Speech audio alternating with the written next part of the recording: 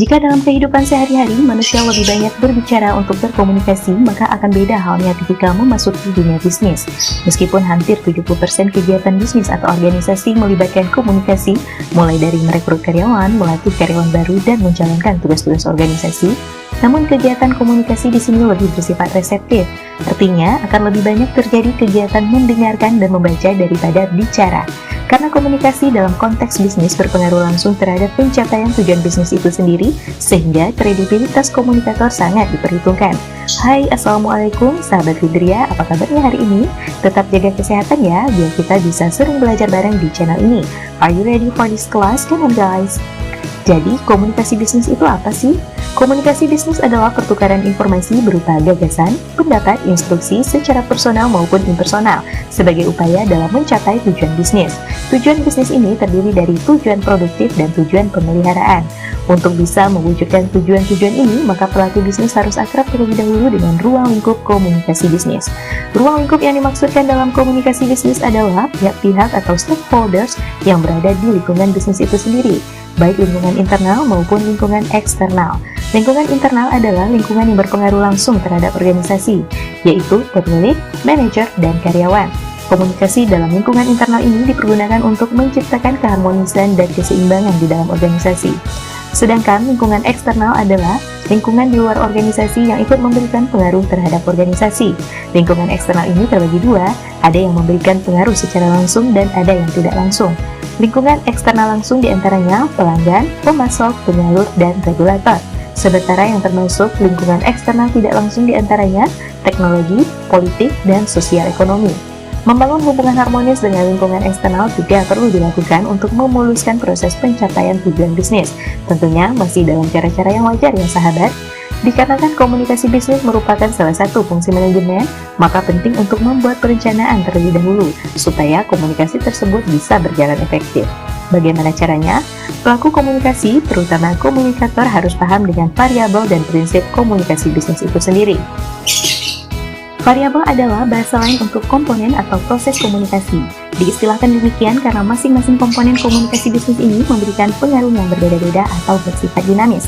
Berkiblat pada formula komunikasi yang diciptakan oleh Rosenblatt, maka variabel-variabel komunikasi bisnis terdiri dari komunikator, pesan, komunikan, konteks, media, dan efek.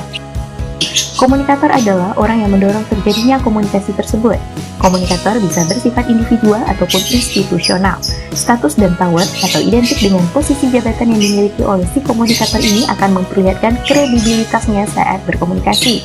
Komunikan akan menilai kredibilitasnya melalui 3 hal berikut: keahlian, dapat dipercaya, dan dinamis. Sifat dinamis akan tampak pada gesture atau sifat-sifat yang dimunculkan pada saat berkomunikasi. Biasanya, semakin tinggi status dan power yang dimiliki oleh si komunikator, maka akan semakin besar feedback yang diberikan oleh si komunikan. Jadi, sahabat udah paham ya, kenapa komunikasi efektif itu penting banget. Kedua, pesan. Dalam konteks bisnis, isi dan cara penyampaian, apakah disampaikan secara verbal ataupun non-verbal, akan mempengaruhi penilaian si komunikan terhadap informasi dan citra bisnis tersebut. Jadi, tidak heran kenapa komunikator harus memiliki status dan power tertentu. Selanjutnya, komunikan. Tahukah sahabat bahwa dalam dunia bisnis, komunikan adalah komponen yang paling penting untuk dicermati? Karena si komunikan ini biasanya adalah pihak yang akan membantu memuluskan pencapaian tujuan bisnis si komunikator. Jadi, sebelum kegiatan komunikasi bisnis dimulai, komunikator harus terlebih dahulu mencari informasi tentang siapa komunikannya dan bagaimana cara berkomunikasi dengan si komunikan ini. Keempat, konteks. Konteks sangat berpengaruh terhadap keberhasilan komunikasi bisnis. Agar gagasan tersebut bisa lebih mudah diterima oleh si komunikan, maka komunikasi benar-benar harus dibuat seefektif mungkin, sesuai tujuan komunikasi itu sendiri. Secara umum, konteks komunikasi terbagi dua, konteks alamiah dan konteks rekayasa atau konteks yang sengaja diciptakan. Jika komunikasi tersebut bersifat formal dan lebih menekankan pada dimensi informasi, maka konteks alamiah ini adalah pilihan yang tepat. Wujud dari komunikasi ini bisa ditemukan pada kegiatan briefing dan kegiatan rapat kantor. Sedangkan suasana yang sengaja diciptakan lebih menekankan pada dimensi relasi. Kegiatan ini biasanya dilakukan secara tatap muka dalam situasi yang informal atau santai. Tujuannya untuk membangun dan memperluas komunikasi bisnis dengan cara menciptakan keakraban terlebih dahulu. Tapi, tahukah sahabat, keberhasilan kedua konteks komunikasi ternyata juga dipengaruhi oleh iklim komunikasi atau communications climate yang ada di lingkungan bisnis itu sendiri. Iklim komunikasi adalah gaya komunikasi yang dijalankan oleh manajemen organisasi tersebut. Apa saja bentuknya? Secara umum ada 4 macam: gaya direktif, gaya pelatih, gaya suportif, dan gaya pendelegasian. Gaya direktif akan ditemukan pada komunikasi dari atasan ke bawahan atau downward communications.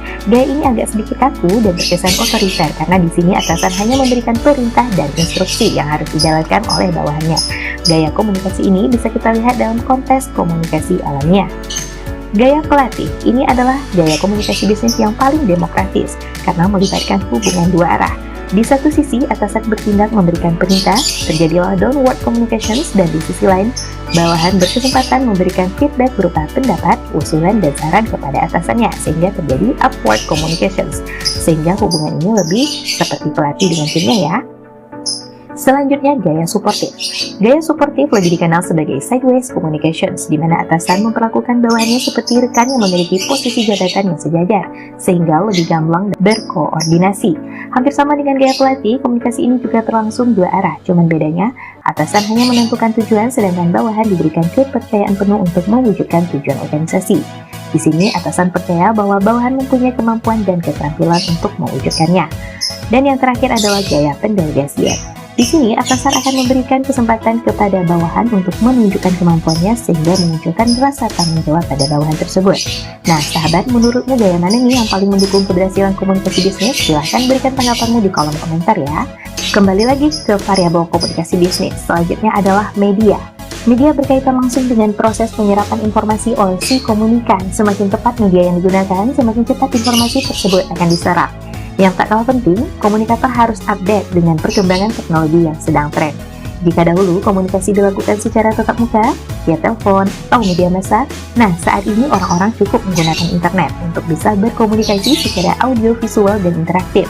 Tahukah sahabat, informasi yang disampaikan secara audio visual ternyata lebih cepat ditangkap oleh si komunikan. Selanjutnya, variabel efek. Komunikasi yang telah dipersiapkan oleh si komunikator memang dirancang untuk mendapatkan reaksi atau feedback si komunikan.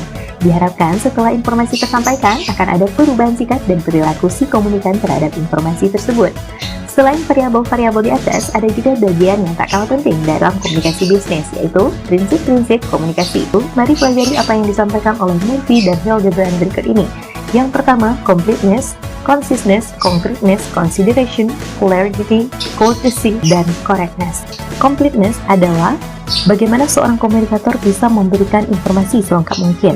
Sedangkan conciseness adalah sedapat mungkin komunikator bisa mengemas informasi tersebut dengan bahasa yang jelas, singkat, dan padat. Concreteness adalah cara komunikator menyajikan informasi secara spesifik dan konkret. Sedangkan consideration adalah cara komunikator mempertimbangkan siapa komunikannya, bisa jadi dalam pemilihan kata-kata ataupun cara penyampaian. Selain itu, faktor yang tak kalah penting untuk diperhatikan adalah konteks budaya tempat berlangsungnya komunikasi tersebut.